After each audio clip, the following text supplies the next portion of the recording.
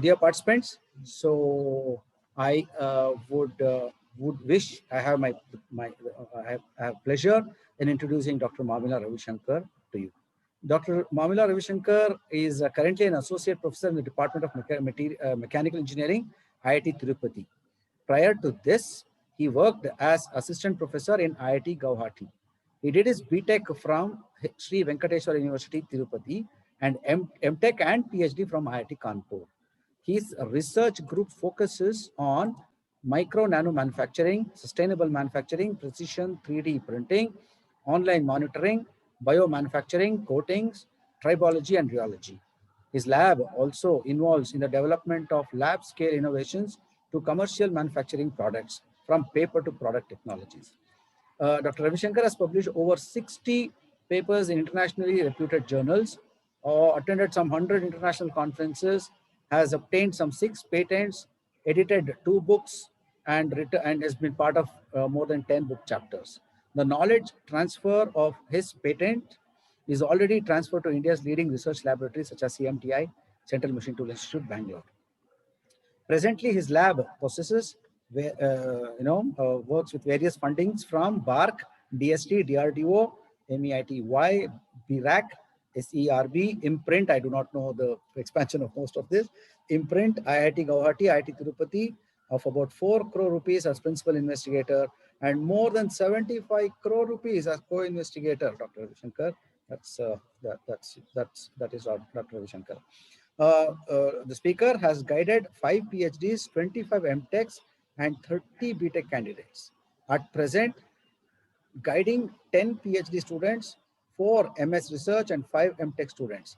Currently, he is reviewer of over 10 technical journals from Nature, that is Elsevier, ACS, Springer, Wiley, InterScience, and Sage publishers. He's on the editorial member of IMEC Journal for Micro Manufacturing and guest editor for International Journal of Precision Technology. Dr. Ravishankar is also a recipient of prestigious awards such as the Institution of Engineers Award, Institution of India Young Engineers Award 2015 in Production Engineering, Indian Society for Advancement in Materials and Process Engineering 2011, and finalist of Indian National Academy of Engineering Young Engineer Award 2014. He and his students received 3 Best Paper Awards in national and international conferences in India and abroad. The students have also got 3 Best Poster Awards in national and international conferences. Apart from academics onwards, he's also received Institute Blues, Outstanding Sports Personality of IIT Kanpur for his games and sports achievements. I would like to know, there is not much information on which sport he used to excel in, maybe a little later. Weightlifting and bodybuilding. Yeah. Oh, wow, sir. In which case, we should have had you more offline, sir. It should have been, much nice to have you online with your presence. I mean, offline.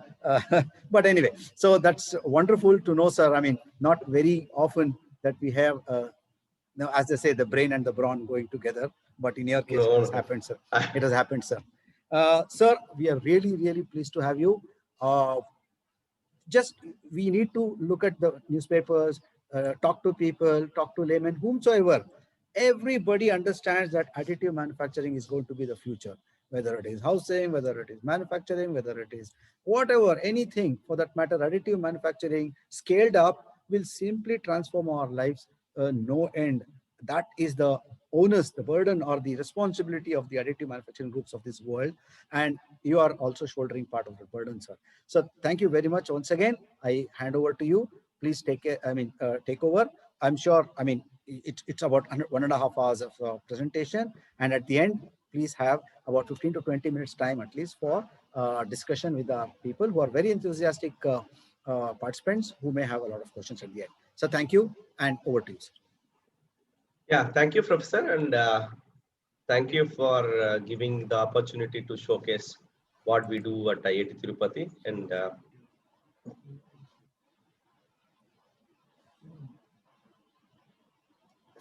sir, please go ahead, sir.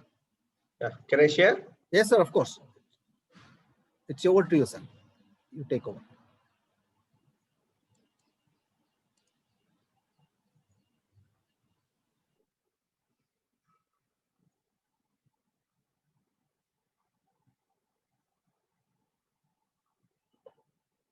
Here is my Joom. Yeah, Joom is here. Share the screen.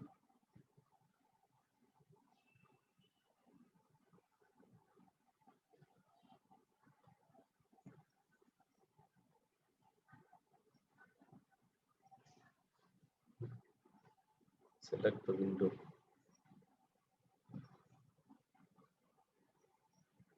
Invitation.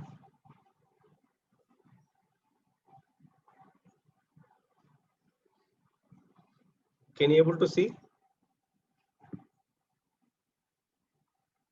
Can you able to see my screen? Hello. Yes, Yes, sir. sir. Yes, sir. Yes, sir. We can see it. Can you make it full screen, sir? If Yeah, possible? yeah.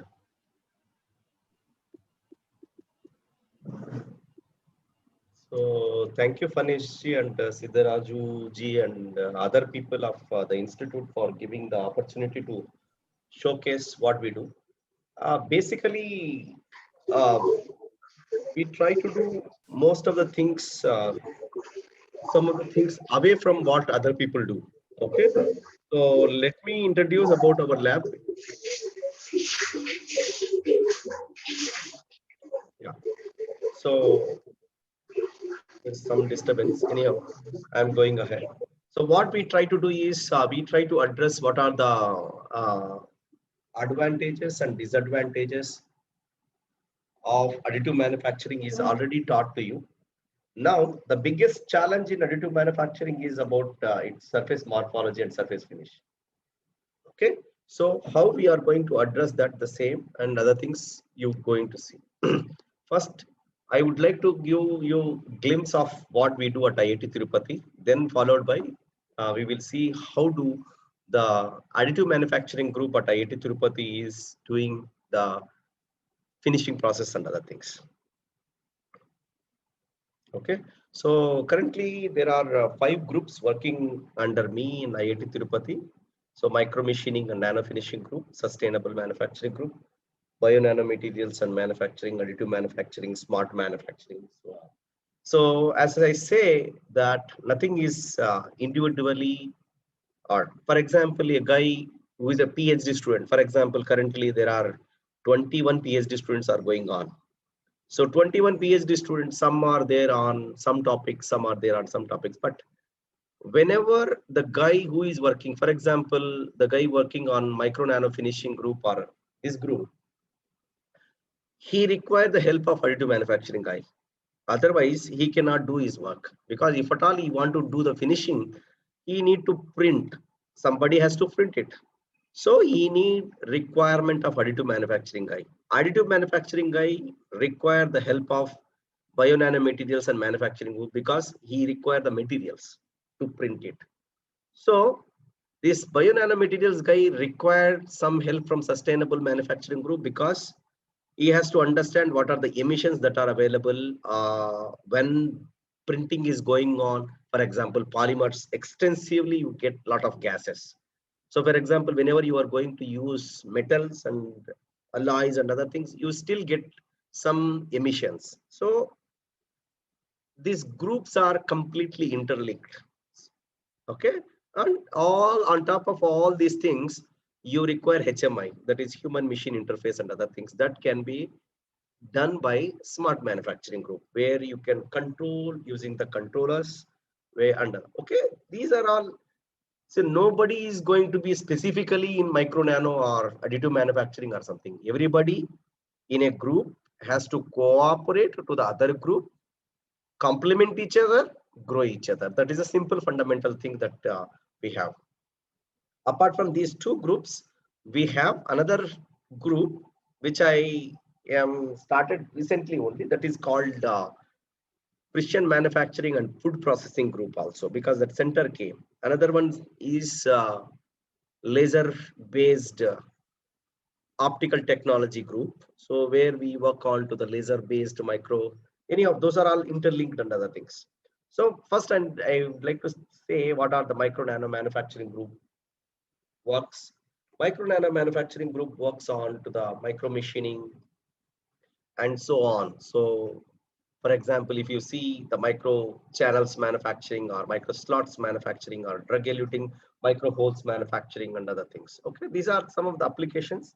I'm not going to take much of your time in fact, just I want to give you a glimpse because I want to go to the area where I would like to talk today. Okay, so other area where we work is nano finishing. Nano finishing, we try to work into two domains. One is magneto rheological fluids, or some people they also call it as ferrofluids and other things. So where we try to do the smart, and other area where we work is polymer rheological fluids. So polymer rheological fluids is a part of today's presentation for finishing applications. But the MRF, magneto-rheological finishing, is a process where you can do mirror finishing for simple geometries. If at all you want to go for complex features, electromagnetic based MRF process is not the right option. However, if at all I want to polish a lens, concave, convex, flat, so on, parabolic, some of the lens up to certain limitations you can do. This will use the smart materials. What are smart materials? Just I will, can you see the video? So the video animation shows you have a lot of particles. Now magnetic field is applied. Magnetic field is applied. So you have a brush where brown particles are there and purple particles are there. Brown particles are iron particles and purple particles are abrasive particles. Now, whenever the magnetic field is applied, this liquid that is comes here will become a semi-solid, or it will become like a magnetorheological networks. These magnetorheological networks will hold the abrasive particles. That practically I would like to show you. Can you see that these two images? I don't know where I can get my cursor, laser pointer or something. Okay, so anyhow, can you see my cursor? So this is a liquid here on a knee implant. Once you apply a magnetic field on this tool, what will happen? It jumps and forms a magnetic brush. Can you see this? This is a flexible magnetic brush. The strength of this brush will be a function of what is the magnetic field intensity that you are applying. Okay, so if you are applying 0.25 Tesla, then this abrasive wheel or abrasive chains will be smooth enough. Indirectly, what you can say is you have, for example, basic mechanical students who are studying third year or final year or second year, they might have understood the specification of a grinding wheel. The specification of a grinding wheel goes by like this: abrasive type, abrasive size, grade of a wheel, structure of a wheel, and bonding material. So I'm not going to explain everything. I'm just concentrating on a grade of a grinding wheel. So what the grade of a grinding wheel says? The grade of a grinding wheel says how firmly the abrasive particle is held. So now, if you want how the abrasive particle is held by the bonding material, for example, in the normal grinding wheel, for example, if you are using a clay, so you have a vitrified bond. In vitrified bond, now here you have a metallic bond. Since you have CIP particles, which are carbonyl iron particles, which are nothing but iron particles, are held the abrasive particles, and these iron particles are forming chains, and this chain strength will be function of your magnetic field intensity that you are applying through electromagnetism. So now if I am applying 0.25 Tesla, what will happen? My magnetic chains are soft. That means that I am going to get a soft wheel, grinding wheel. If my magnetic field intensity is 0.5 Tesla, then it will have a medium. If I am using 1 or beyond 1 Tesla of magnetic field intensity, then I am going to have the magnetic strength of this particular chains will be much higher. That means that I am going to get a hard grade. So depend on the magnetic field intensity, it changes its strength. That is what. So again, if you see here, liquid is coming in animation, and during the magnetic field intensity, it is forming flexible magnetic abrasive brush.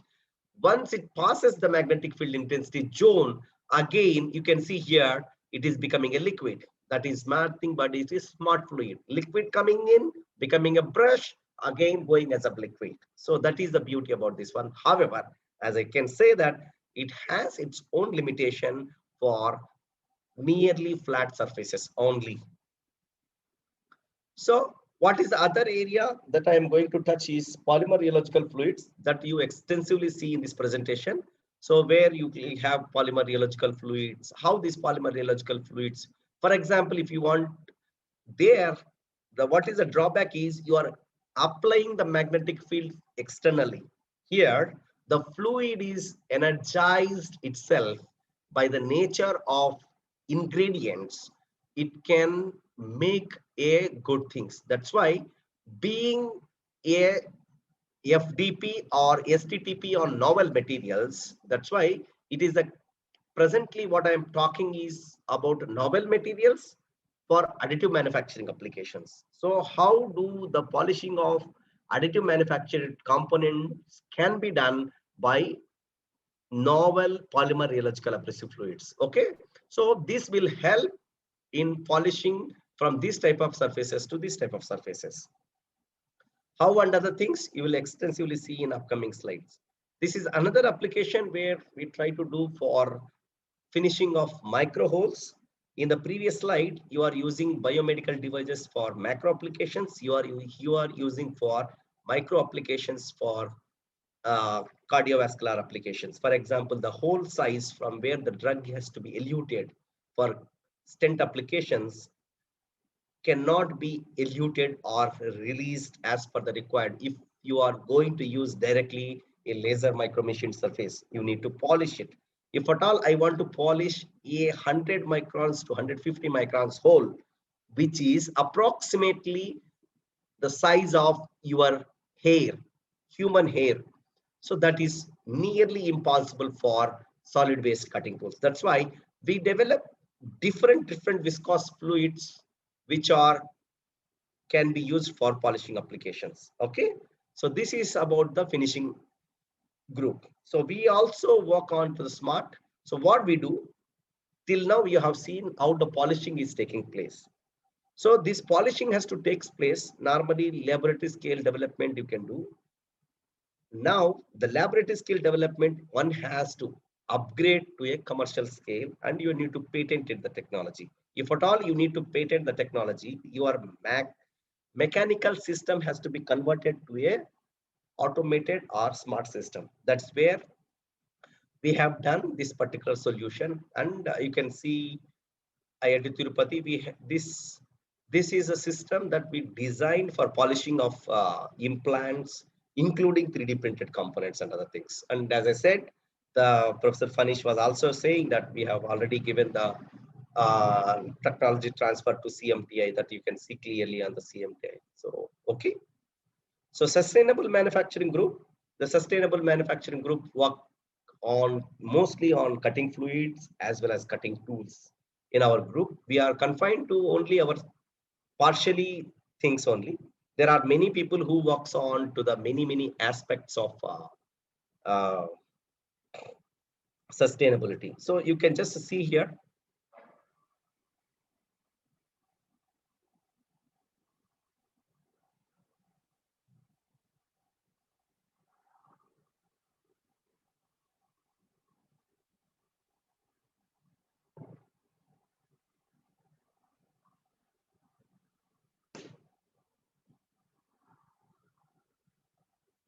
So this is a basic fundamental machining process where you are seeing this is because we are doing hard machining where the hardness of the workpiece is above 54 HRC.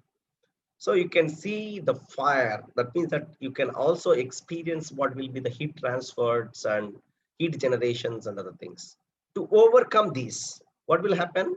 If I am not using any cooling solutions here or sufficient hard tools, what will happen? The microstructure of my surface will change. To overcome that, normally there are commonly available solutions are two. One is going for much harder cutting tools like PCBN, CBN, and diamond cutting tools if your workpiece is not stainless steel or Fe based or something. Or second one is economic solution where people try to use in Indian subcontinent is cutting fluids. Whenever you use the cutting fluids in this range, even though you are using very minute HSS tool with respect to a mild steel, you can see how the emissions are going to take place in the machining region.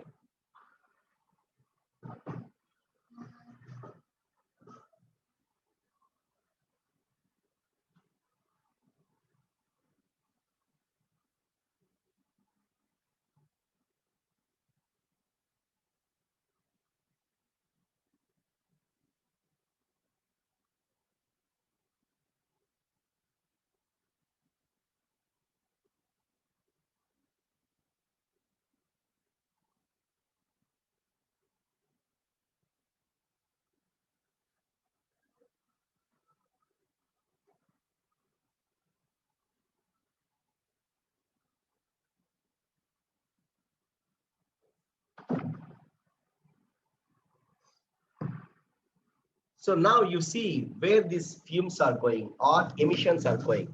See these emissions directly directed. If you see the direction of the fumes, it is going directly to the operator, because operator will be standing on the tool post side. Okay, so it will going to affect the operator. So how it is going to affect the operator and other things you can clearly see here. Okay, so this is going to happen if it is falls on the face, on dermatitis, contact dermatitis problems, and many problems it is going to. Okay, so only thing is that the takeaway from this slide is not that the emissions are heat generation or something. We are the mechanical engineers and we need to try to understand what is the problem and how to address.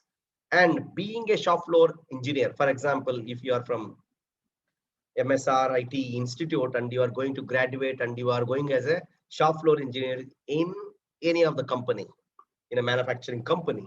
So you are a trainee, you are a small engineer. You cannot change the fate or you cannot change many things. But what you can do is you can protect the operators by giving appropriate accessories like mask, goggles, apron, and other things. That is the only takeaway I request all the people, because if something happens to the operator, complete family will be on the road.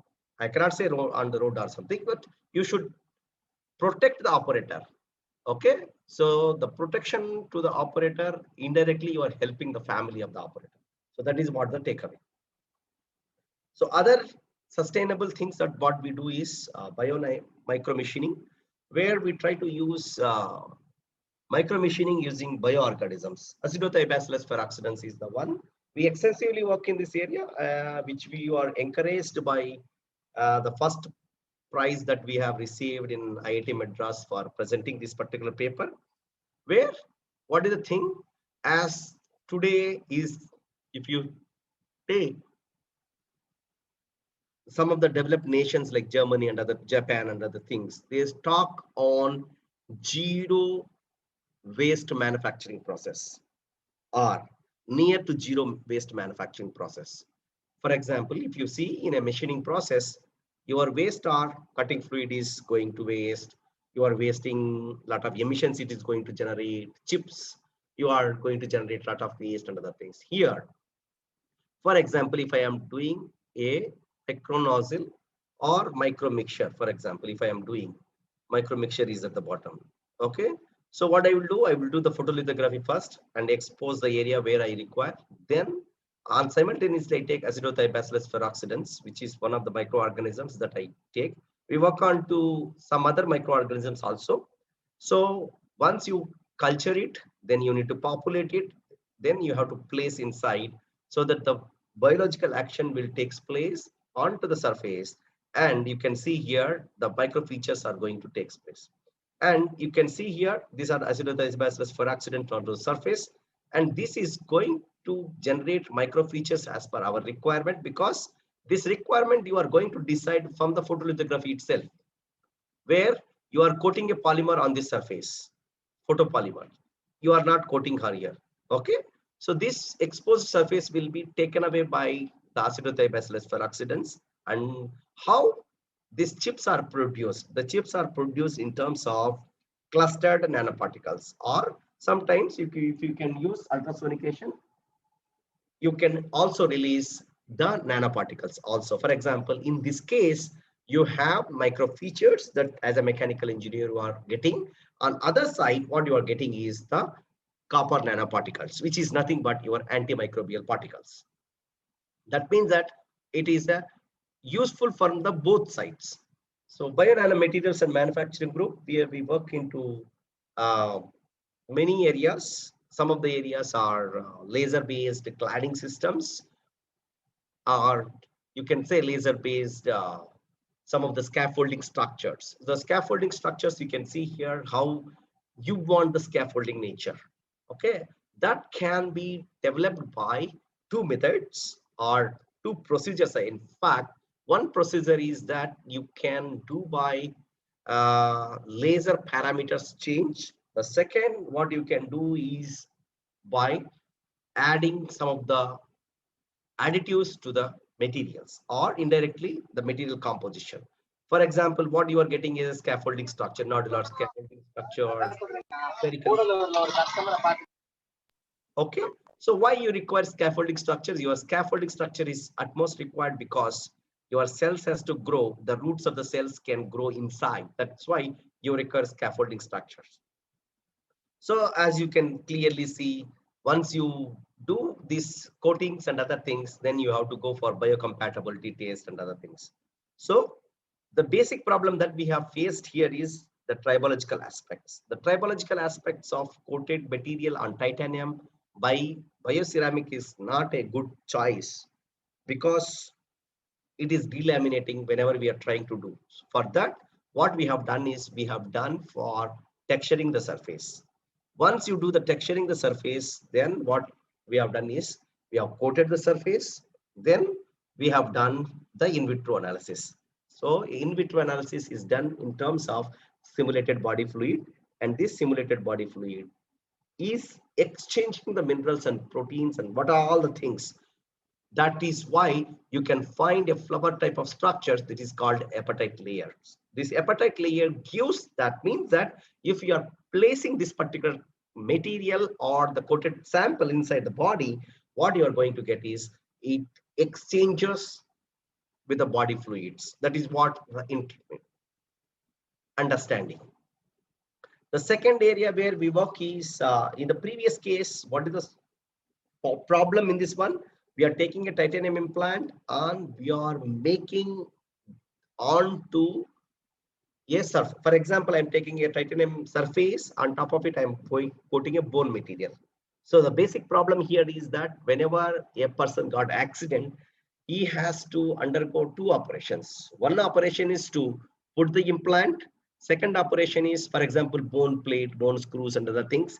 Second operation after 1 year or something, whenever he is comfortable, he has to go for secondary operation to remove that after healing everything. So approximately assume that 1 lakh is initial operation cost. So his secondary operation cost is approximately 60% of his initial. That means that total expenditure on a common man will be 1.6 lakhs. If you can make these implants biodegradable, what is the advantage? The advantage is you can make secondary operations not required. Okay, so you can help them for not having the secondary operations. So what we have done here is that we have done the polylactic acid based implants or internal fixation devices. We have done this polylactic acid by means of two ways. One is doing lactic acid monomers development. Second, what we have done is purifying this medical grade PLA by removing the metal oxides and other things. Once you have medical grade PLA, which is in form of purified or whatever be the polymers that we use is stereo PLA, which we developed at our laboratories at the Center of Sustainable Polymers, and we try to blend the nanoparticles of hydroxyapatite and other things. Then you can make all these things. One side you have a degradable PLA, polylactic acid, which can degrade into lactic acid, which is good for the body. Second side, what you have is that hydroxyapatite, which is calcium and phosphate base, Ca10PO4 whole power 6 OH twice. So that means that it has a calcium and phosphate. Indirectly, your calcium and phosphate you require to your body. So whatever the degrading inside happening, it is going to your body. So now what is the advantage of this? The advantage of this one is you can protect the common man from having a secondary operation. That means that the person who opts this particular thing can be reduced by 60,000 rupees in 1.6. That means that total expenditure is going to put is approximately 1 lakh. Okay, is it sufficient? If we are happy with the radio, TV would have not come. If the TV we would have very happy, then we would have been with the Oneida, Bush TV and other things. Once upon a time when I was in my village, we used to have only 2 TVs, one on small village, one on big village. So the people used to sit far away up to half kilometer. I cannot say half kilometer, at least, sorry, 50 meters or 70 meters or something. Still, those days people used to watch a small TV, Bush TV, from 50 meters or 100 meters or something.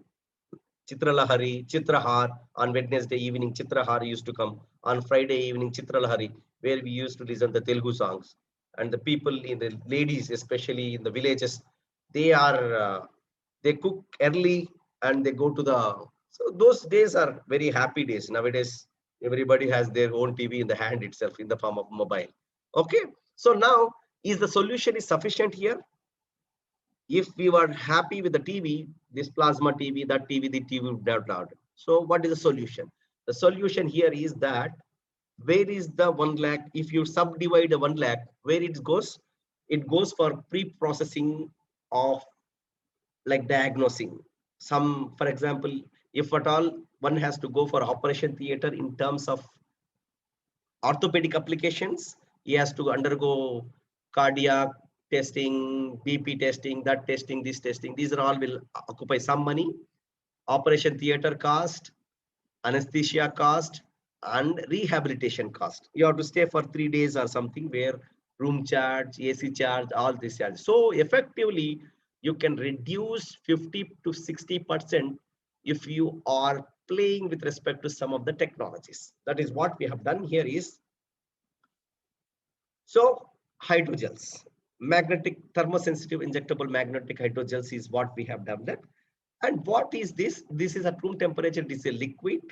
It is a, once you are injecting inside a human, this will become a porous solid because of 37 degrees of human body, because we try to use biodegradable porogens that will create, and at the same time you have hydro plus gel. So water will also slightly goes off.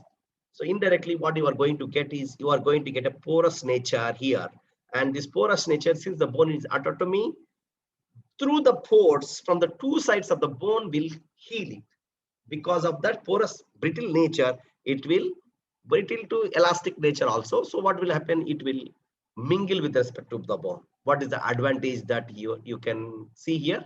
What is the advantage here is that you don't require operation surgeon cost, because you just, it isn't. However, the limitation of this one is for low load applications only, for fingers or hairline fractures and other things. So what is the due advantage of this one? Due advantage of this one is you can avoid rehabilitation. You just enter into the hospital, you take the medicine, and you may have to have some packing, obviously, then you come out. So you don't, since there is no operation, there is no cardiac test, that test, there is no rehabilitation for 3 days. So this, in mechanical terms, this non-productive cost is enormously reduced, and indirectly a person's amount can be like 30 to 35,000 rupees only maximum, because here major cost is goes for the drug that you are using. In now you understand. Once upon a time, it is 1.6 lakhs. We reduced to 1 lakh, now reduced to 30,000. So that is what. So whenever you do research, one has to put their hand on the heart and say that, can I contribute to the poorest of this country? That means that if your research is contributing to the upliftment of a poor person or a poverty guy, it is good. Okay. Indirectly, what I mean to say that I want to become a doctor, but my father said I don't have 10,000 rupees to send to a long-term coaching. So that's why I studied mechanical engineering. But however, I have some interest in medical, so I am pursuing it. That's a different story. What I mean to say is that you should have a passion towards all these things, because Whenever I ask my students, do you want to work in biomanufacturing? No, sir. The first and foremost reason is that they will fear to the cell culture and other things. Second thing is that the publications won't come in first 2 to 3 years or 4 years. The publications will start coming in only from the third year ending or fourth year starting or something, because the cell culture and other things will take a lot of years and years, sometimes 6 months, 3 months, depend on your requirements and other things. Since we have the knowledge on hydrogels, since we have knowledge on collagen, blah blah, whatever the things that are used here, so we have knowledge on cell culture and other things. Now we have stepped in to check our luck, or whether we can sustain in this group that is called 3D bioprinting. So we are having already 2 types of bioprinters, and we are negotiating with the third bioprinters also. So now I am coming to additive manufacturing group, where what we do. So we do additive manufacturing because we have the machines. At the same time, we have some ideas to execute. But the basic problem here is that whenever you try to do, whether it is powder bed or whether you try to do a DMD, that is direct metal deposition or something, the surface roughness is bothering many of the people, not only me and other things. That's why we mostly concentrate on post processing of additive manufactured components. Some of the things I cannot show you definitely because of non-disclosure agreement. We get the components from many people. In fact, from many research organizations, R&D labs of this India, like I cannot name also, like big things only. So we cannot showcase because it is confidential and other thing. That's why we try to use some of the basic images that are available. So we try to work on to various additive manufacturing like DMD, powder bed, and we also use some of the binder jetting and other things also. This is so one of the process that we extensively use or we extensively get from our customers to polish is powder bed fusion technique or laser powder bed fusion. Some people they call it selective laser melting, selective laser alloying, selective laser whatever things. Okay, so as I said, we try to work mostly on 2 aspects of additive manufacturing, which is predominantly in the market, that is powder bed and direct metal depositions and other things that you can clearly see here. So what I mean to say here, because many people might have already talked to you, just I am scrolling the slides for your, what is the requirement or where is the requirement of additive manufacturing, there only you have to pitch in. If you want to fabricate a cylindrical rod or a block or something, it will be very problematic. So if you see some of the applications for ISRO or NASA or something, satellite applications for signal receiving things, this is for the original thing, 1.6 kgs, where you have a lot of components which are joined. If you can do topological optimization, you can make a single component where 940 grams, that means the 660 grams is reduced. Indirectly, each and every gram, if you are sending into the satellite applications, is important. Okay, cost is not important. So you have to think where you have to use this type of solutions. For example, if I want to develop the lattice structures, you can go for additive manufacturing. If you want, see additive, what is the applications of lattice structures that you can see clearly. These are the solid you can develop by additive manufacturing itself. This is the lattice structures you can see. However, you should understand the functionality of this component and make sure that 3D printing is very good for complex features of a single component. Recently, one of my students want to print the assembly. So I said, it is not good for printing complete assembly. If you have a complex single component, that will be good. Okay. So now if you want to print this type of, for example, if you want to manufacture a hydraulic manifolds, these are the conventional varieties of manifolds. These take almost all 1 to 2 months to manufacture it because of not the holes that you are seeing on the top side. These are all holes are interlinked at certain angles. They are all are combined, or they are joined, or they are connectivity is there, for which 3D printing is one of the good solutions, where you can see at any angle you can join all these hydraulic boards. Okay. So now, what are the post processings? Some of the post processings will be machining. Some of the post processing will be finishing. So first I will start with machining. Whenever you want to do the 3D printing, you have to use supporting structures. For example, here, if you see, the supporting structure material is approximately same as your own material or a component materials. You need to take out this component from, you have to remove all these supporting structures. So some of the techniques some people will use is they cut by knife, they cut by some of the mechanical ways and other things. So if it comes to the mechanical means of cutting or slicing the component from the base plate, okay, one of the mechanical process or thermomechanical process, or you can say thermal process, is viridium process. You can see here the component is printed on a base plate, and now you need to dismantle this one. So you need to cut using wire. So wire EDM is one of the basic machining process that is used extensively for dismantling the component.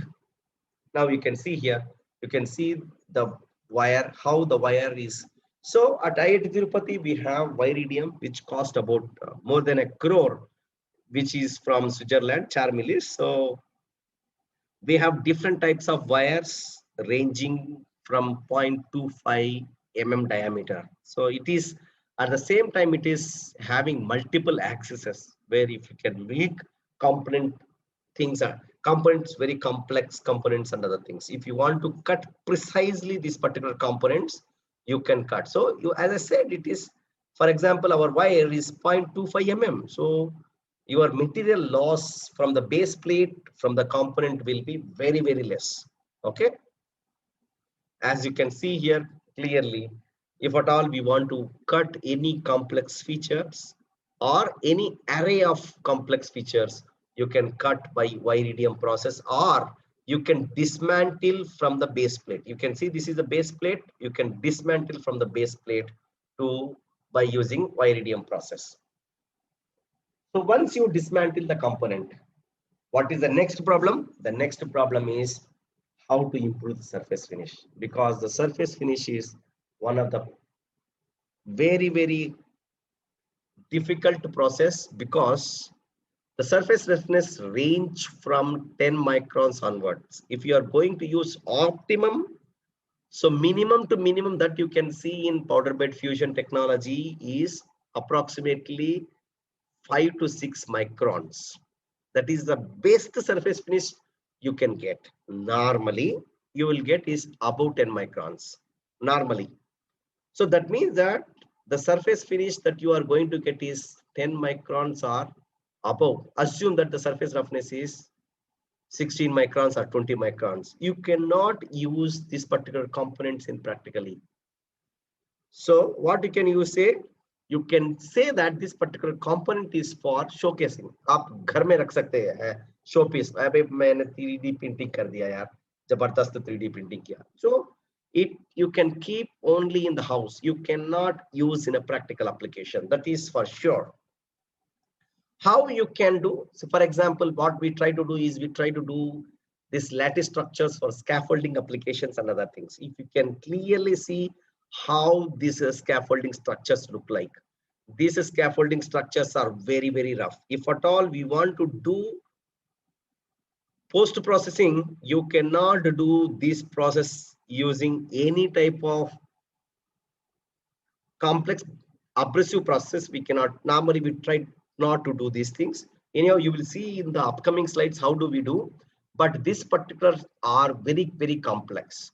And these complex features, because whenever you try to send some abrasive particles, there will be a holding of abrasive particles inside this one. It will create a lot of problems.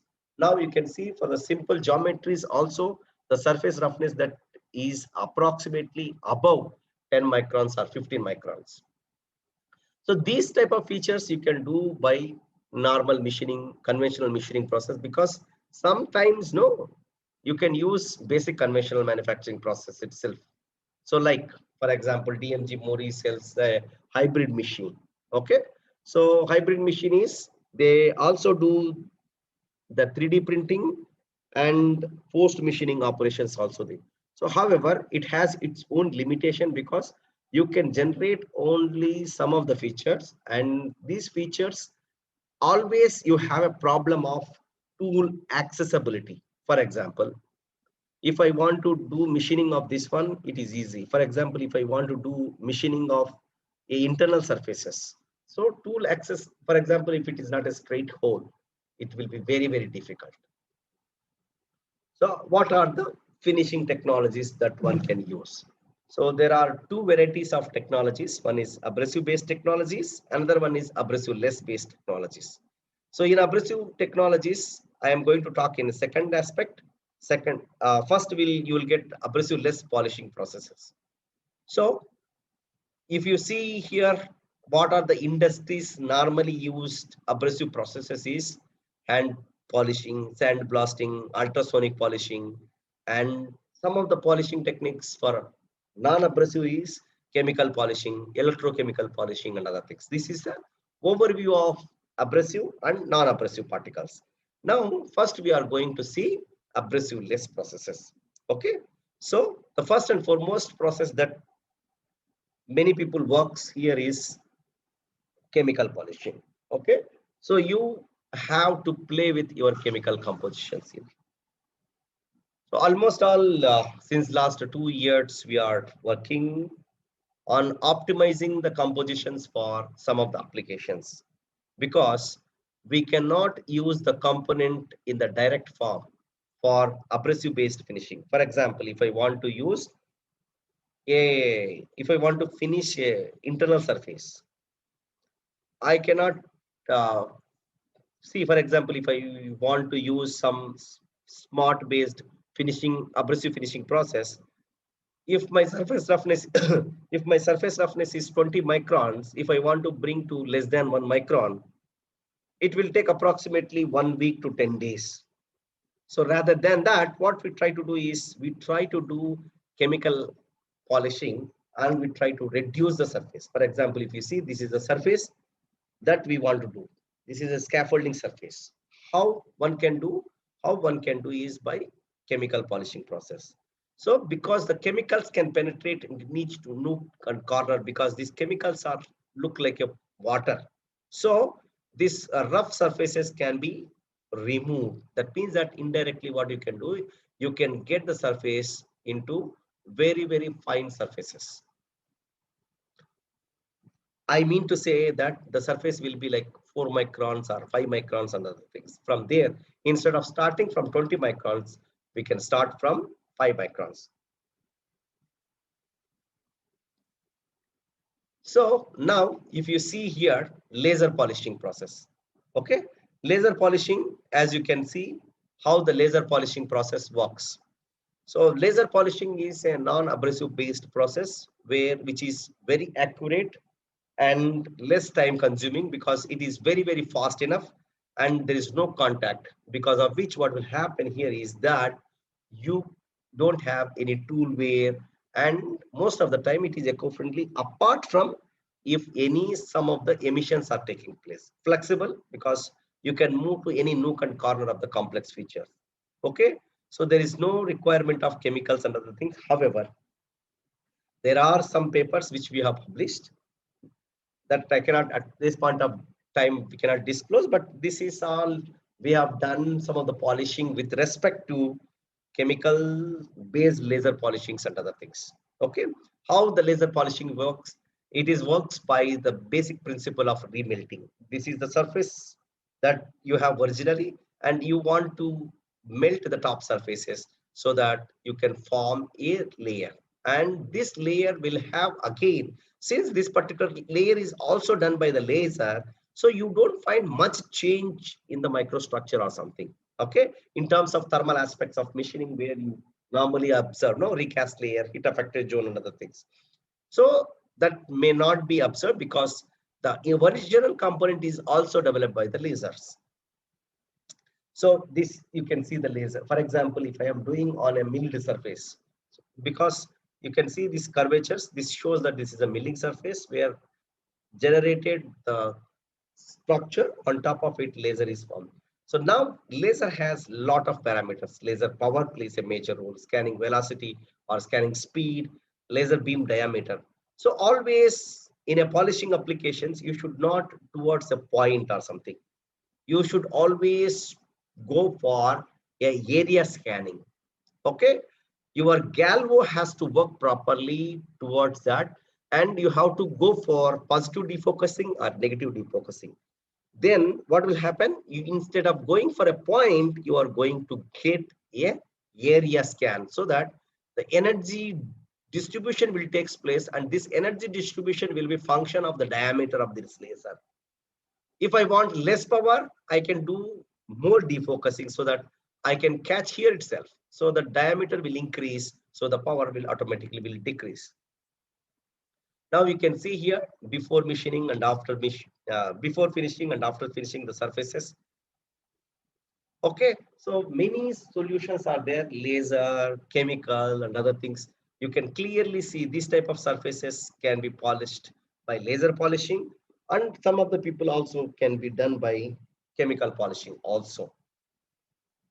Okay, so now you can see these are the surfaces, and this is 3D printed surface. You can clearly see and how the polishing has taken place. Now you can understand what is the basic of the finishing processes. Okay, so now since this FTP was given to me on novel materials, I just want to give a glimpse of how the novel abrasive fluids also can be utilized for 3D finishing of 3D complex components. Okay, so these are the complex features. These complex features, if at all I want to do, the first and foremost thing that I will do is abrasive less processes. To bring up to certain stage, then I will try to go for abrasive processes. So one of the abrasive processes people normally will use is sandblasting, or you can say microblasting.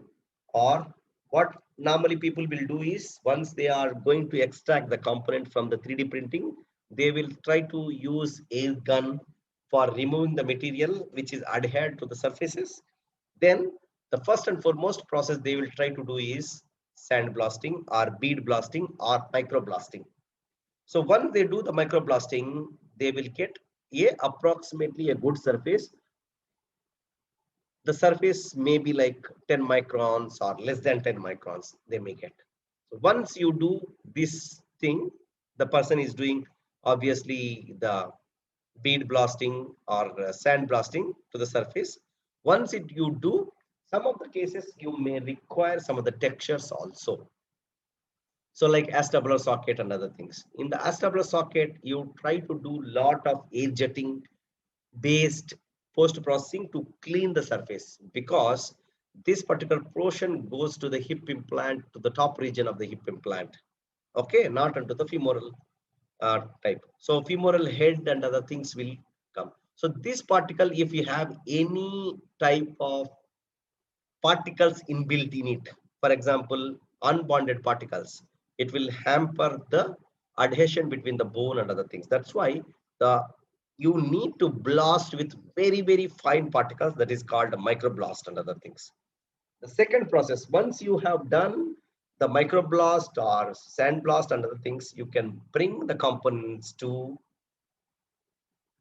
vibratory ball finishing. Vibratory ball finishing, you have the most of the Indian companies work on mass finishing processes. Or you can see here, you just put abrasive particles in it, then you put the component and try to rotate it. The basic problem here is that if you take a central axis, the component which is at the central axis will rotate only shorter distances, or path will be less. If the path is less, what will happen? The thing it is going to have is that some of the components are rotating at the axis, some of the components are rotating at the far away. That means that the surface. So randomly, the surface roughness will be very, very different. The component which is at far away from the central axis will have better surface because it will travel large distances. So indirectly, what I mean to say is that those will experience the interaction with respect to lot of abrasive particles. So whenever it goes for the quality control and other things, the basic problem there is that you will randomly they will take the components, and these random components will have different surface roughness, and surface roughness ranges are beyond the acceptable level. So basic thing is the lot will be rejected. So to overcome that, people will use other processes such as drag finishing, where drag finishing, I don't know whether the is yeah, drag finishing, where you can have the components, all the components will once you fix the components, these components will go inside the abrasive particles assembly and try to rotate. So approximately the components will experience the same finish. That means that whether they are going to get the same surface finish or not is a secondary, depend on their pre-processing technologies and other things, but they will experience approximately same amount of abrasive particles and other things. Other thing is robotic grinding. Robotic grinding, as you can see the components, you can do the 3D printing, then you can go for robotic belt grinding or soft wheel grinding and other things. Now, what is the drawback of this one? You need to have robot, cobot, and many boards you require. This will cost enormously.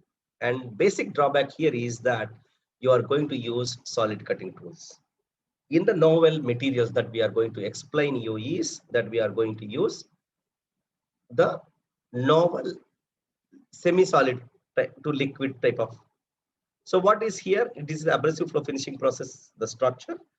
What we are going to have a materials which is, I'm going to talk about the material. The material is, there are 18 varieties of materials that we develop currently, depend on the application of the customers and other things.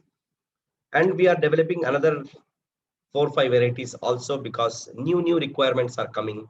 Some people are talking about biodegradable, so on, and they want it like a water type of thing. But whenever you try to have the water, your rheology plays a major role because sedimentation should not take place. Now you can see here, if you are taking a viscoelastic material, for example, this is my abrasive medium where I am taking only the polymer component.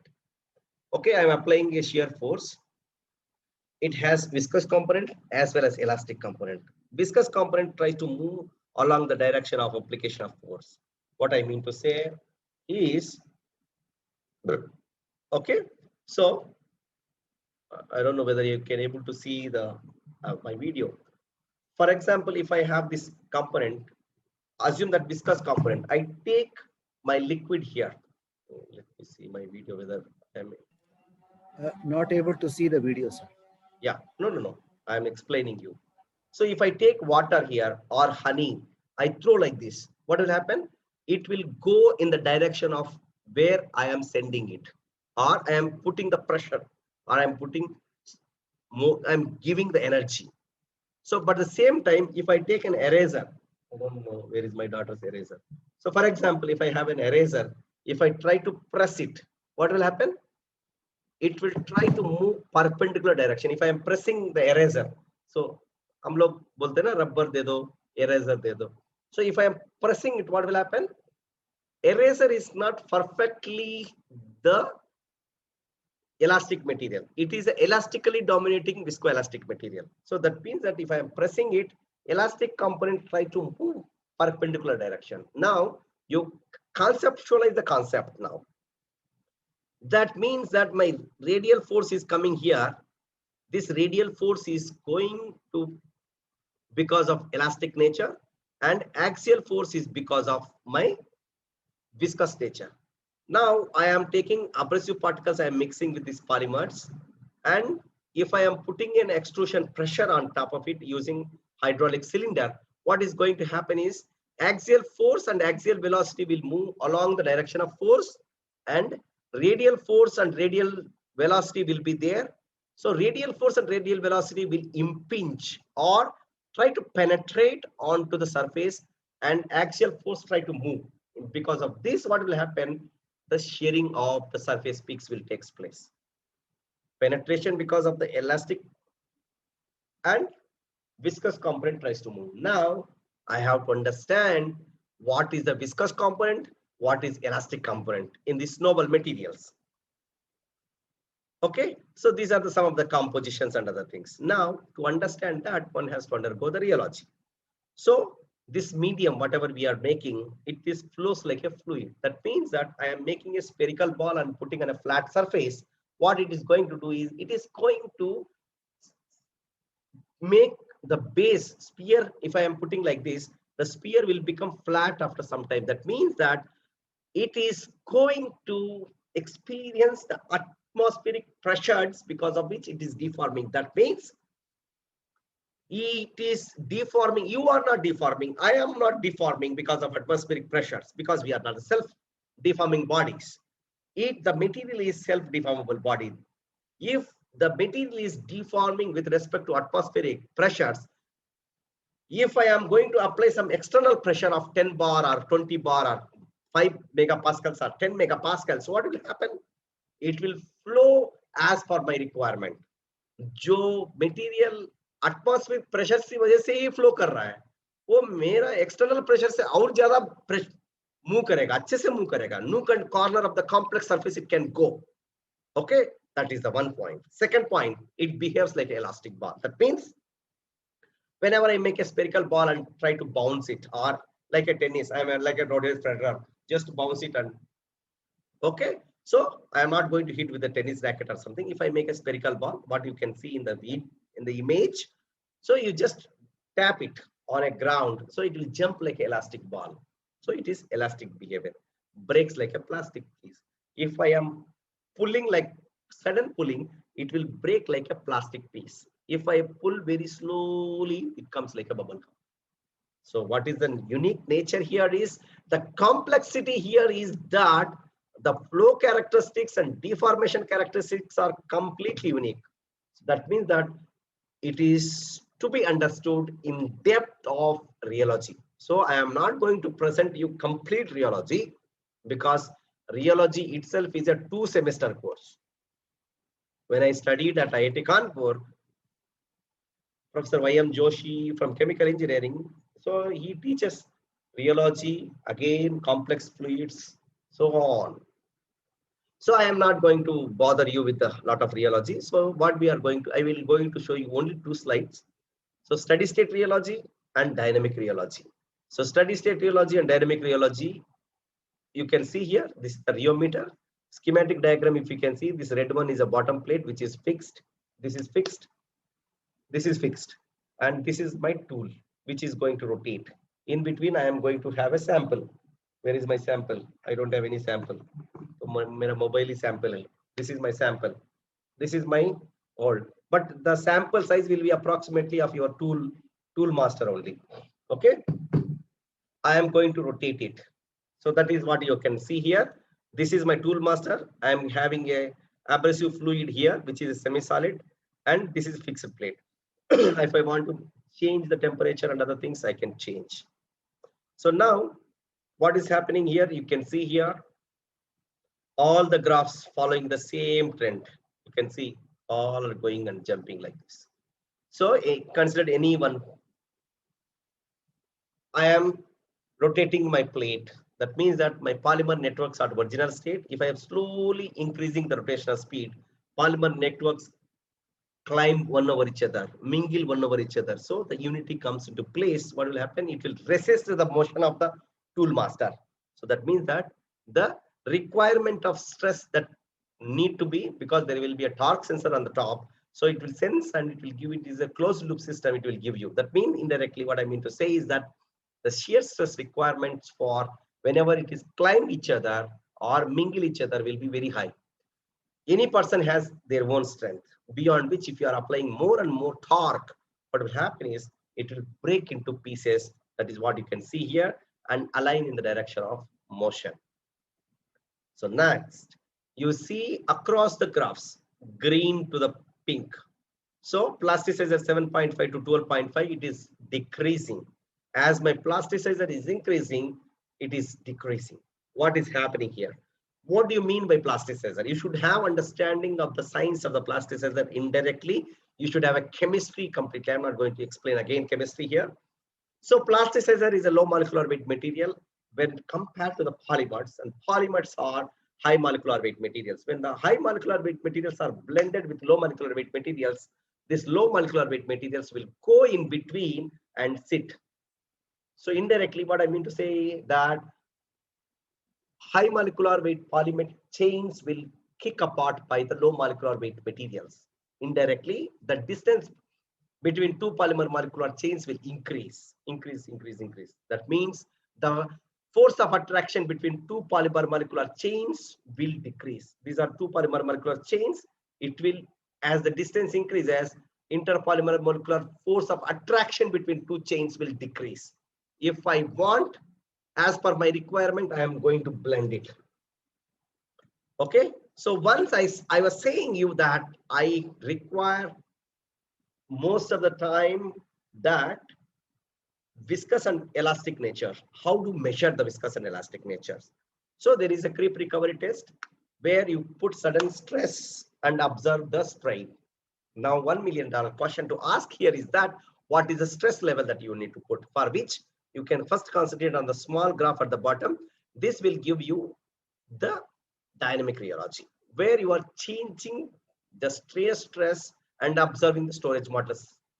If you see the initially, there is no change in the shear storage modulus, even though you are changing the shear stress. That means that your polymer molecular chains are not disturbed, and these polymer molecular chains are at original strength, beyond which it is going to be a non-linear zone. That is called where polymer molecular chains are broken or extended, whatever maybe you can understand.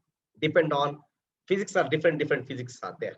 So if I take a value in this particular box, which is nothing but a LVE range, linear viscoelastic range. That means that my polymer molecules are at original strength. If I want to check the creep recovery, I can check at the original polymer strength. Now I am putting, you can take 100 pascals from here.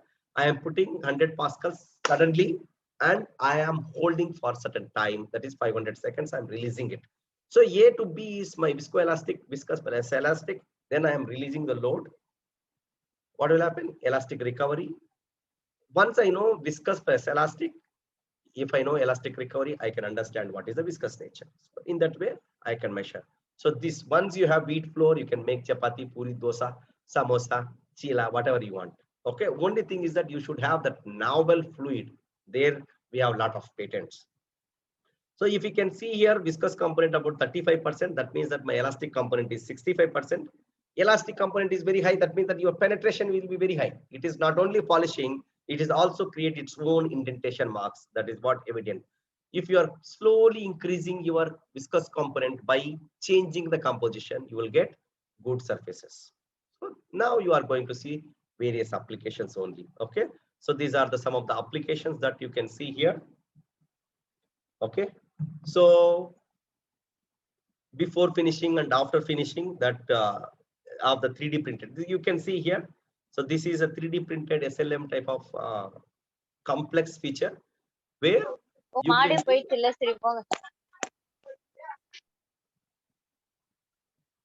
Okay, so now we can do the polishing. So indirectly, people whenever this can be done by manual polishing also.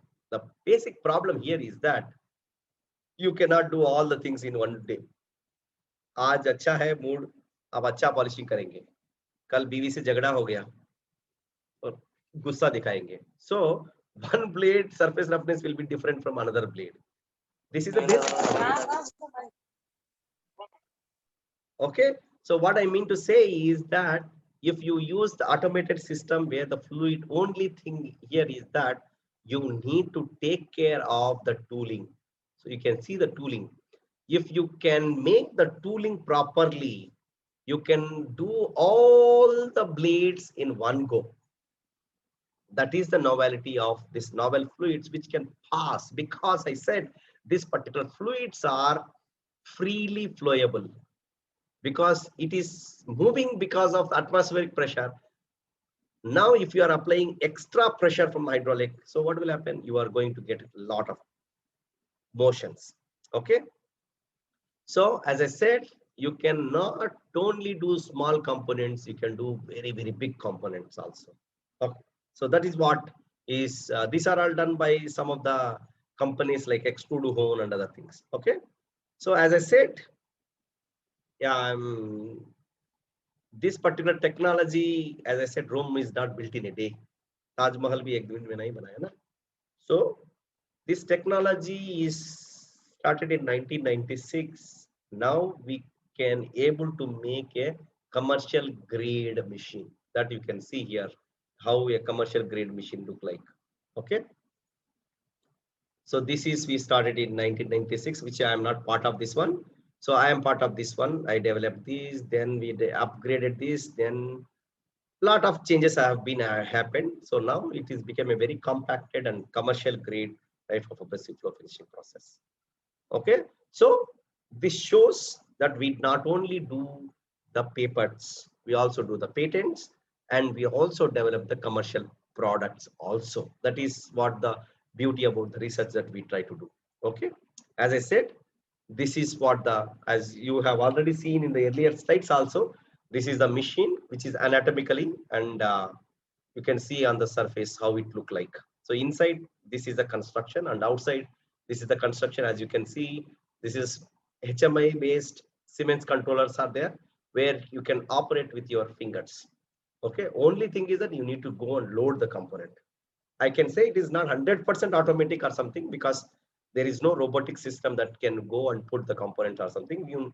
Human has to go and put the component. Automatically, it will lock its system and try to do the polishing operation. As I said again, this is one of the old thing that we have given. Here it is a smart thing. Here it is also smart thing, but here it is not a touch screen based or something where you have a lot of buttons are there. Okay, so human machine interface is slightly less here compared to the this one. Okay, thank you one and all, and I'd just like to say that these are the MOOCs courses which are hosted by IIT Guwahati, IIT Madras, and IIT Tirupati. So currently this polymer assisted abrasive finishing process is open. If those interested candidates can go ahead.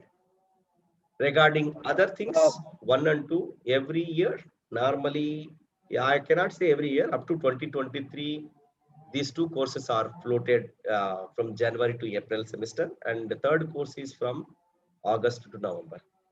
Okay, so we are looking forward for good quality. So good quality, how do we assess? For example, I'm guest editor for International Journal of Precision Technology. So your results and discussion is the matter. If you are not going to discuss scientifically and proving scientifically, proofs are not there, it may not be accepted or something. A total board member, FIMECI, Journal of Micro Manufacturing, you are most welcome to submit. We are happy if you are going to get good papers from India and other things. I'm very thankful for all the funding agencies raising from IIT Guwahati about 5 lakhs, then Baba Atomic Research Center about 23 lakhs, DST nearly 1 crore we have received, DRDO about 75. Then we got a big grant about 60 crores on DITI, which is now called MITI, Ministry of Electronics and Information Technology, on Theranostics, which is a biotechnology based diagnostic. Then Imprint, which is about 6 lakhs with IAC and IIT Kanpur. Then IIT Tirupati about 22.5, SERB about 45, and BIRAC about 40.8. And recently we received another grant from another 120 crores, which I have not included when Fanish G was telling, no, as a co-PI. So that will go 75 to another 120. So you can calculate, we are nearly touching 200 crores. Okay. So at the same time, I am very grateful to all the students who work. I am just a front face. मैं तो आपके सामने दिख रहा हूँ, जो नहीं दिखते है ना, सिनेमा में हीरो दिखता है, मैं इसका मतलब I am not the hero or something. So there are many people. So I am very thankful for ranging from summer trainees to BTech to MS, MTech, PhD, postdoc, lot of people. And I am very grateful to say that summer trainees in my lab comes from abroad. So normally in India, people try to go for summer training from India to US, that Germany and other places. I am happy to say that the foreign people comes to my lab to work.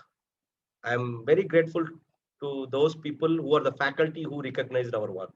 Thank you one and all, and I am grateful if you have any suggestions, comments or queries. I'm happy to answer you. Thank you one and all. Sir, thank you, Professor Ravi Shankar, for such a wonderful introduction and to additive manufacturing. As we were discussing, it is the most important futuristic things that is going to change the way we live. And so, actually, if you can open your chat box, there will be a couple of few questions. Yeah, they can Of ask course, me. after There's no answering, problem. कोई पिटाई नहीं करेगा यार. Okay. पूछ लो, जरूरत नहीं.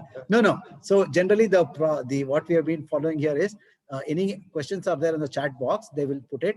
You can answer, and of course, there will be oral questions also. I'm very sure on that.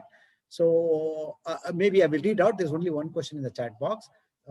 Can we apply additive manufacturing technique to polymer composite components? It's a question from Jivananda. Can we apply additive manufacturing technique to polymer composite? Yeah. Normally, Yes, there are composite materials. See, for example, if you go for, I can also name the company name also, Markforged. If you go to the Markforged company, you can get a composites manufacturing 3D printers. So they are commercially available. Even you can develop also, not a problem. With your existing polymer 3D printers are there, no, which you can get for 1 lakh or 50,000 rupees. Only thing is that you try to get the wire, because, for example, there are many polymer composite wires are commercially available. For example, nylon wire with glass fiber chopped nylon wires. These are commercially available. Only thing is that you just get it and you feed to your own. Maybe two things you require, because we also do our own small R&D for 3D printers, polymer 3D printers, because we cannot do changes in metal because it is out of warranty. It goes out of warranty. So we don't want to take risk. But polymer 3D printers, if at all you want to do this, two things you need to change. You get a small 10,000 or 15,000 3D printer, polymer 3D printer, change the nozzle. Existing nozzle will be very first for soft materials. You change to stainless steel nozzle. Second thing, compatible heaters are available. So normally the heaters that you will get is approximately ranging from 180 to 200. So there are heaters which ranges from 200 to 400 also. So if you can get that heater, the difference is only 5,000 rupees. Normally, if you put 5,000 rupees, you get that heater and nozzle. Only thing is that you attach it. You can easily print with your existing 10,000 rupees polymer 3D printer. You can do composites. Okay, 5,000 plus you need to purchase a wire, which are commercially available. One of the company that produces is Markforged or Infuse. Yeah, I invite now the participants to please unmute and ask questions yourself. Please go ahead. Anyone who want to ask the speaker any question?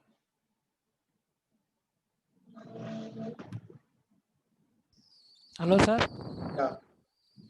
So you said about polymer material used for this. Can you be louder, please, Jivananda? So yeah. Can you introduce yourself? Sir, I am actually a faculty in chemistry department. I enjoyed your session. Even though I am from chemistry background, I could able to understand many things. Really very nice presentation. So I will try to interact with you in future, sir. Thank you, sir. I also require chemistry people help, sir. Normally, problem is ego problems in academics. Yeah, definitely. You are right. So I am a normal guy.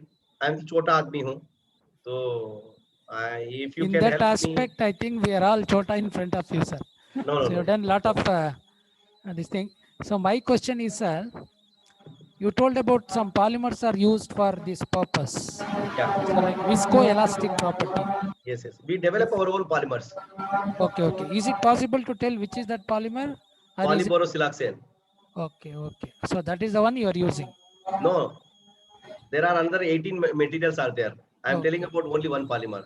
Achha, I tell all the things, non-disclosure agreement to the I understood. I understood. companies. They will kick me. So okay, sir. the base polymer is polyborosiloxane. Okay. If you can make at economic price, I can purchase from you. We are also making it, but it is expensive. Whenever we are, because we have to get 4 or 5 ingredients for it, which from we try to get from 2 companies, Yeah. Dow Chemicals and Corning. So Dow Corning indirectly. Okay. I think that 3D printing in Toyota Kirloskar, they are doing, it seems, in Bangalore, near Bangalore. In the Toyota Kirloskar Bidadi, it is there.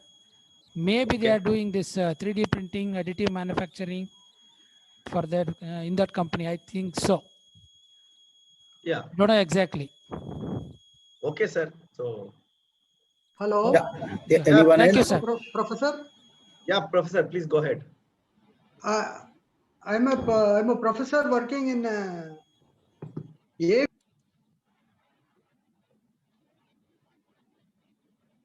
Professor, you are you have to unmute. I'm interested in nano composites for bio implants. Okay. Is it possible to 3D print composites which can be functionally gradient? That is, porosity can it be controlled in a manner so that at one end it is 100% dense and the porosity increases towards the other end? Is it possible to control the porosity while 3D printing? You mean to say like a bone anatomy? Yes. You can print. We have printed already. Oh, okay. See, otherwise, sir, simply you need not to go. 3D printing is very costly affair, sir. सब लोग क्या है ना 3D printing के पीछे भागता है. See, everybody think about 3D printing, but it is applicable for only a few places. But whereas in your case, you can develop with 1,000 rupees. How I'm telling you, you take a polymer, you take a hydroxyapatite or bio-nano glass, and you add some porogens. Okay. Porogens, porosity. So you add some porogens and you change the porogens. For example, you take one powder now. Okay. One powder you take, you add some porogens, you compact it, you place. Second, you place. Third, you place. Like that. You can place. Then all once you compact it, then you go for sintering it. After sintering it, you can get automatically porosity will be gradient only. In first to assume that you have 25%, 10%, 5%, like that you can get. Only thing it is very easy. I am interested in patient specific bone implants, patient specific bio implants, bone substitute. So you can make, see, whatever I told is a basic thing. Okay. Once you get the rendered file from the patient, for example, you got a CT scan file from there. You need to make a die out of it. Then you can make. For example, if that cost you more, in that circumstances, if you want only one component, then you can go for 3D printing. But in the 3D printing also, the basic problem is you have to go for powder bed system only. In a powder bed, companies don't allow you for multi-materials. If you want to add porogen there, for example, you have stacked approximately 100 mm height. 100 mm height, you have added porogens different in different layers. For example, company don't allow you. They say our warranty will be cut. You use only one material. They don't allow you first of all. Suppose if you use without their knowledge, system will go out because your porogens will give lot of fumes. That fumes automatically detection will take place. This will be recorded in the cloud. They say that, oh, Ramaiah Institute has done something. Okay, so normally in these conditions, for example, if you want to do basically polymer oriented, it may not be a problem. You can do, but metal oriented slightly difficult. Polymer oriented, better is that, sir. If it is a large components or something, since you are talking about the bone or something, we work extensively on the bone only. We develop by powder metallurgy route. simple powder metallurgy route, where you can add gradients as per your requirement. You can play. I'm interested in polymer based nanocomposites. What are the porogens which are used in such cases? So there are a lot of porogens. Suddenly, if you ask commercial okay, names, okay, I will do a search. Yeah. I will do a search. So just you try porogens. That is depend on your requirement. For example, if you want to develop definitely specific. Yeah, I have to look for because, I have to do a thorough literature survey, study, cross check, compare. chemical compatibility is most finally, important. okay. Chemical compatibility between those two, material compatibility is the most important. Yeah. There are many aspects to it. It's not Yes, that sir. easy. Yes, sir. And you are talking about very simple solutions for carrying out 3D printing work. Very interesting to hear this from you, Professor. You mentioned the name of a company. Can you repeat that again? Can you type that in the, because What when do you you want? pronounce, I could not. No. Which company you want for metal field? I want Dow it to, Chemicals. polymer nanocomposite. Polymer nanocomposites, you can go for Markforged. It is a Bangalore-based company. What is how do you spell it, sir, Professor? Mark, M-A-R-K F-O-R-G-E-D. Markforged. Markforged. Okay. Yeah. So you can note down the number. If you call him, he will give you in. He will be behind you. Sarkar. Where is Sarkar? He is from Bangalore only. You note down the number 7259. 7259. 371. 371. 041. 041. Thank you. He is the guy for the Markforged. He will supply you. Once you call, UK. अरे phone मत करो यार. तब तक वो phone करता रहेगा आपको. What about the wires? Do they give wires also? Polymeric nanocomposite I don't know wires? much, sir. There is a Bangalore-based company. He will visit you. You are from Bangalore, so not a problem. You ask him. I think Markforged company developed composite 3D printing. Composites 3D printing. So if their machine is for composite 3D printing, without see, the business is in consumables, sir. Simple thing.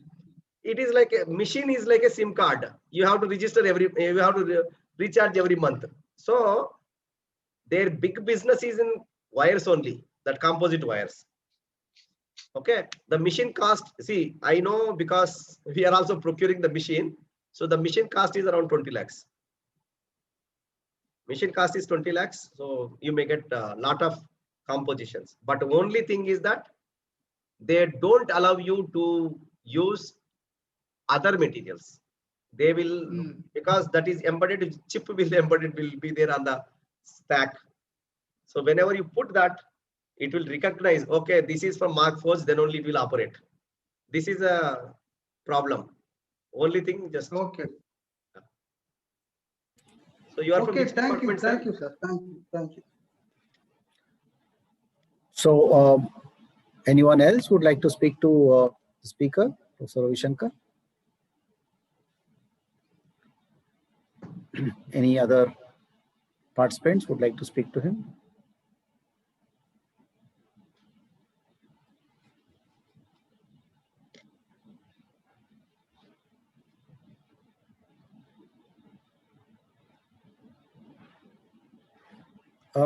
Sir, can you hear me? Yes, Professor, please. Yeah. So, I don't know, suddenly it went off for me. Sir, I mean, if there are no more people to ask any questions, what I would want to say is that, I mean, I should thank you for this wonderful presentation. And coming to think of it, having 75 crore rupees as funding and another 120 in the pipeline, it makes for massive. I mean, this just shows the importance accorded to the field that you're working in. Additive manufacturing. Thank you for the blessings and kind words. Yes, sir. I mean, it simply puts you in the limelight in so many ways. So my point is again, sir, is additive printing is really going to make a difference in our lives? When is that? I mean, when is it going to become all pervasive? As in, When is it that we are going to see that many more and more net products, I mean, with near net shape manufacturing coming from the portals, from these tables of additive printing? When will it, the house manufacturing, as we hear from China, all those technologies, when do you think can we expect them? In what time frame from now? See, additive manufacturing is a part of manufacturing.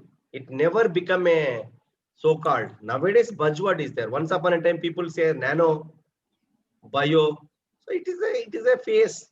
अभी चलेगा अभी 10 साल तक, उसके बाद सब लोग आराम करेंगे. So it's nothing like additive manufacturing. Only I said no. Where you want to use, if you can identify, then you are the great person.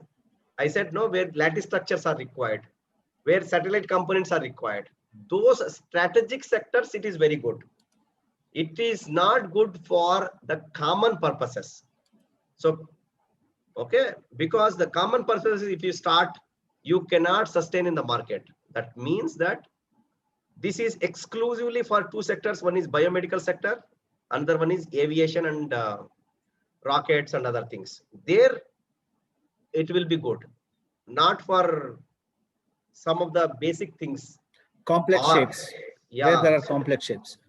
Or if you can make a single component out of multiple components. For example, fuel injector or fuel injector or something is there. I also don't know the name. So there are 16 components where they will assemble. That is very difficult in the turbo machinery, in aerospace and other things. There normally they have done a 3D printing with a single component. So those type of things, it is good actually. But right, as such, additive manufacturing is not going to completely change the manufacturing scenario or something that I cannot comment at this point of time. But in my opinion, additive manufacturing is a part of manufacturing sector. That's all. Right, sir. Sir, one request on behalf of the participants. So is it possible to send the PDF of your presentation? If you want to withhold any unpublished information, you can withhold, or anything, any part of your presentation which you are yes. At present not able, yeah, just the PDF. I will present a few slides which are not confidential. Correct. So definitely. Correct. Yes, sir. So, please send the PDF to us, yeah, and we shall be grateful to you for that. Yeah. So at the same time, I would like to say that we are open for MS and PhD. Why I presented my area of research is that we are open for MS, PhD from government organizations, government R&D and other places. So those who can join us externally also. Suppose you are working in BEL or NAL or HAL or in Bangalore, I'm just saying.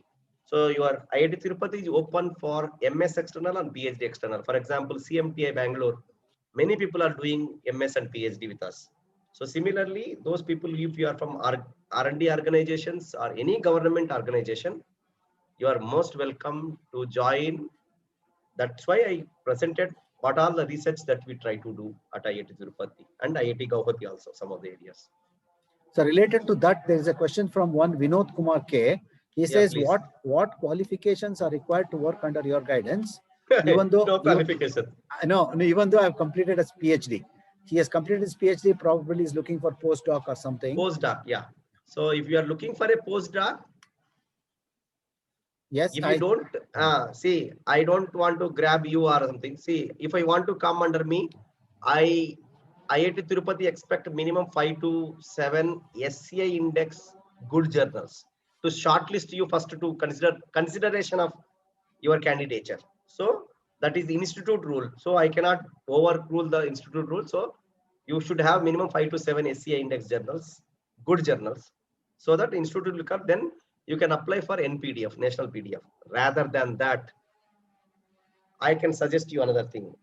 Some institutes like IIT Bombay, IIT Guwahati, these institutes have Institute Postdoctoral Fellow, IPDF. Whatever I said is NPDF. There is all IPDF, Institute Postdoctoral Fellow, where you can directly go and approach the faculty. If they have vacancy, they will take you. So there is no, in NPDF, you have to apply for the government. You have to present your case. They will scrutiny. Lot of things are there. In the IPDF, you don't have that much, all these procedures. If you are profile is matching to the certain faculty of this premier institutions, because I know that I worked in IIT Guwahati. I know IIT Guwahati has this rule. My student worked at IIT Bombay, so I know that IIT Bombay has this. So only thing is that you can go and approach the faculty so that you can get it. That will easy. So I can say that you can join me, but I am not that type of person. You can also have freedom to choose. And most importantly, what I would say is getting institute postdoctoral fellow is much easier compared to national postdoctoral fellow. That is the only bottom line of the story. Right, sir. Then I think on behalf you, of AICTE Atal Learning Initiative, on behalf of MS Ram Institute of Technology, Department of Mechanical Engineering, we extend our profuse, heartfelt thanks for having taken time off and to present in this with additive manufacturing. I think we are ticking all the boxes in respect to novel materials. So I should also thank my colleague, Mr. Siddharaju, for having suggested a distinguished person like you in this to address all the participants. So thank you, sir, once again from all of you. Thank you, sir.